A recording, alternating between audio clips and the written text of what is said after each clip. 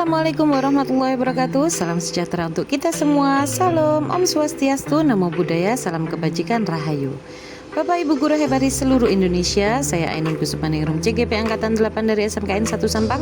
Kali ini akan memaparkan tentang koneksi antar materi pembelajaran berdiferensiasi pada modul 2.1. Sebelumnya kita harus mengetahui terlebih dahulu apa itu pembelajaran berdiferensiasi. Pembelajaran berdiferensiasi adalah usaha guru dalam menyesuaikan proses pembelajaran di kelas untuk memenuhi kebutuhan belajar individu murid. Lalu, bagaimana cara untuk dapat melakukan pembelajaran berdiferensiasi di kelas? Untuk dapat melakukan pembelajaran berdiferensiasi di kelas, maka guru harus melakukan suatu keputusan di antara lain. Yang pertama adalah guru harus memahami tujuan pembelajaran. Yang kedua, guru harus mengetahui dan dapat merespon kebutuhan belajar muridnya. Yang ketiga, menciptakan lingkungan belajar yang mengundang murid untuk belajar. Yang keempat, guru harus mampu melakukan manajemen kelas yang efektif. Dan yang terakhir, guru harus mampu melakukan penilaian berkelanjutan.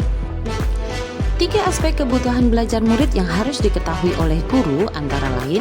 Yang pertama adalah kesiapan belajar murid. Kesiapan belajar murid bukanlah tentang tingkat intelektual atau IQ. Namun, tujuan melakukan identifikasi atau pemetaan kebutuhan belajar murid berdasarkan tingkat kesiapan belajar adalah untuk memodifikasi tingkat kesulitan pada bahan pembelajaran, sehingga dipastikan murid terpenuhi kebutuhan belajarnya. Yang kedua adalah minat murid. Minat sebenarnya dapat kita lihat dalam 2 perspektif, yaitu minat situasional dan minat individu. Minat situasional ini dimiliki oleh siswa karena guru dapat menyajikan proses pembelajaran yang menarik, sehingga siswa memiliki minat untuk belajar. Dan minat individu sendiri adalah kecintaan atau kesukaan murid terhadap suatu mata pelajaran atau materi tertentu. Yang ketiga adalah profil belajar murid. Profil belajar murid ini terdiri dari preferensi terhadap lingkungan belajar, pengaruh budaya di mana ada siswa yang santai, terstruktur, pendiam, ekspresif, personal, impersonal. Preferensi berikutnya yaitu preferensi gaya belajar. Ada siswa yang memiliki gaya belajar visual, auditori, dan juga kinestetik. Pada aspek kesiapan belajar murid, mengharuskan guru untuk menilai pengetahuan awal dan menentukan apa yang telah murid ketahui dan di mana kemampuan murid berada. Selanjutnya, pada aspek minat murid, guru harus memahami bahwa minat setiap anak pasti berbeda-beda. Minat adalah salah satu motivator penting bagi murid untuk terlibat aktif dalam proses pembelajaran. Aspek yang berikutnya yaitu aspek profil belajar murid. Guru harus memahami bahwa setiap murid memiliki lingkungan belajar yang berbeda-beda. Ada murid yang suka belajar pada lingkungan yang sepi, ada juga murid yang suka belajar pada lingkungan yang ramai. Guru juga harus memahami bahwa setiap murid berasal dan berada pada budaya yang berbeda-beda atau memiliki budaya yang berbeda-beda. Selain itu, murid juga memiliki gaya belajar dan kecerdasan majemuk yang berbeda-beda, sehingga guru harus mampu memahami dan juga mengetahui hal tersebut. Cara untuk mengidentifikasi kebutuhan belajar murid, guru dapat melakukan beberapa hal berikut ini. Di antaranya adalah yang pertama, guru harus bisa mengamati perilaku murid. Yang berikutnya adalah guru melakukan identifikasi pengetahuan awal. Kemudian, guru mereview dan melakukan refleksi terhadap praktik pengajaran. Guru juga dapat berbicara dengan guru atau murid sebelumnya. Selain itu, guru dapat membaca raport murid di kelas sebelumnya, dan guru juga dapat menggunakan berbagai penilaian formatif dan juga diagnostik. Strategi untuk mendiferensiasi pembelajaran ada 3 hal. Yang pertama adalah diferensiasi konten, di mana guru perlu menyesuaikan materi atau konten pembelajaran dengan kebutuhan belajar murid yang beragam, dengan mempertimbangkan pemetaan kebutuhan, kesiapan, minat, dan juga profil belajar murid.